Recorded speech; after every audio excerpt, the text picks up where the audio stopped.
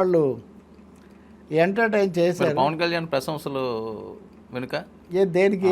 మోదీ గారి మీద ఇంకా ఆయన పూర్తిగా మోదీ, అమిత్ షా నాకు మోదీ తెలుసు అని ఆయన ఎప్పుడు చెప్తుంటాడు కదా. పవన్ కళ్యాణ్ మాకు తెలుసు అని తెలుగు వాళ్ళందరూ అనుకుంటారు, కానీ ఆయన మటుకు మోదీ నాకు తెలుసు, మోదీ దగ్గర నాకు పలుకుబడింది దాని గురించి. సరే, బీజేపీ 47వ వార్షికోత్సవం అట. ఆ సందర్భంగా ఆయన పరస్పరం వీళ్ళు ప్రశంసలు చెప్పుకుంటున్నారు కదా. ఈ మధ్య జనసేన అప్పుడు ఆవిర్భావానికి తెలుగుదేశానికి జనసేన. ఇప్పుడు పవన్ కళ్యాణ్ ఈరోజు బీజేపీని ప్రశంసిస్తూ ఒక ట్వీట్ చేశారు. అసలు ప్రపంచంలోనే ఇది చాలా పెద్ద పార్టీ, భారతదేశానికి పరిమితం కాదు, ప్రపంచంలోనే పెద్ద పార్టీ. దేశభక్తి, ప్రజల అభ్యున్నతి అన్న కారణాల వల్ల బీజేపీ అభివృద్ధి చెందింది అని. దానికి మిగిలిన పార్టీలన్నీ దేశభక్తి లేని పార్టీలు ఏవి దేశంలో ఉన్నాయని నేను అనుకోను. రెండవది, బీజేపీనే మిగతా పార్టీలను విడదీసేది ఏదైనా ఉంటే ఆయన ఎప్పుడు చెప్పే హిందుత్వమే. ఇంకా దాని గురించి ఏమో అందులో ప్రస్తావన లేదు. ఆ నాయకత్వంలో దూసుకుపోతాము అది ఇది అవన్నీ ఆయన చెప్తున్నారు. అంటే ఒకటి తెలుస్తుంది ఇక్కడ, అమరావతి విషయంలో బీజేపీ లేకపోతే కేంద్రం వాళ్ళ పాత్ర మనం ఇప్పుడు మాట్లాడాం. మీరు గుర్తించండి, రాజధాని మీద రైతులు గత ఆందోళనలు ఇవన్నీ చేస్తున్నప్పుడు హోంమంత్రి అమిత్ షా తిరుపతికి వచ్చి తమ పార్టీ వాళ్ళను ఒక కొత్త డైరెక్షన్ ఇచ్చే వరకు వాళ్ళు రాజధాని ఉద్యమంలో పాల్గొనలేదు. కన్నా లక్ష్మీనారాయణ, సోమ వీర్రాజు ఇత్యాదులు ఒక్కొక్కరు ఒక విధంగా మాట్లాడుతున్నారు అని కూడా మనం అప్పుడు చూసాం. కాబట్టి రాజధాని విధానం వాళ్ళు అప్పుడు కావాలనే అప్పుడు అలా చేశారు. ఇప్పటికి వచ్చేసరికి కూడా ఈ ప్రభుత్వంలో కూడా బీజేపీ వాళ్ళందరూ ఒకటే విధంగా ఉన్నారని మనం చెప్పలేం.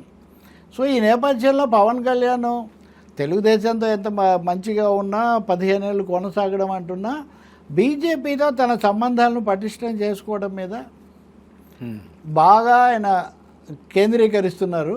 రెండవది, దానికోసం సనాతన సంధానం, ఒకటి సనాతన ధర్మం కోసం తను గట్టిగా నిలబడడం అన్నది ఒక ముఖ్యమైన మార్గంగా భావిస్తున్నారు. ఈ క్రమంలో ఇతర లౌకిక పార్టీలు, లౌకికవాదులు అనే వాళ్ళ మీద నిరంతరం ఏది విసురులు, లేదా కొన్ని సందర్భాల్లో సైద్ధాంతిక దాడులు, ఆఖరికి విప్లవకారులు అనేవాళ్ళు, కమ్యూనిస్టులు అనే వాళ్ళ మీద కూడా కామెంట్స్ చేయడం మనం చూస్తున్నాం. ఇప్పుడు ఆయన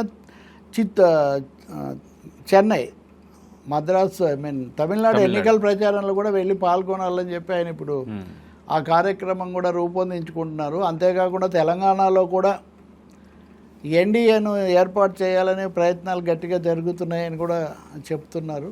కాబట్టి ఈ బంధం దృఢమైనదని కొంచెం తెలుగుదేశం జనసేన పోటీ పడుతున్నట్టున్నాయి. బీజేపీని ఆకట్టుకోవడంలో, మోదీ షాలకు దగ్గర కావడంలో కొంచెం పోటాపోటీ నడుస్తుంది కొంచెం.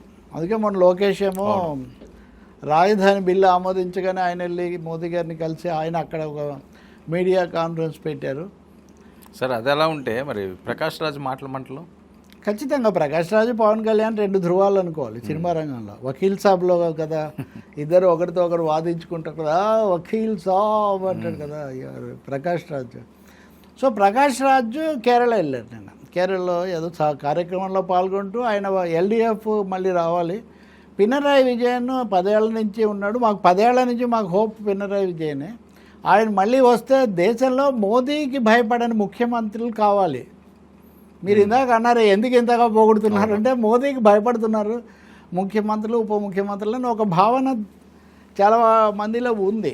సో ప్రకాష్ రాజ్ అన్నారు కదా, పినరాయి విజయన్ ఎట్టి పరిస్థితుల్లో లేదు, సిద్ధాంతాల విషయంలో, మత రాజకీయాల విషయంలో ఆయన రాజీ పడలేదు, అలాగే రాష్ట్రాల కోసం కూడా నిలబడ్డారు.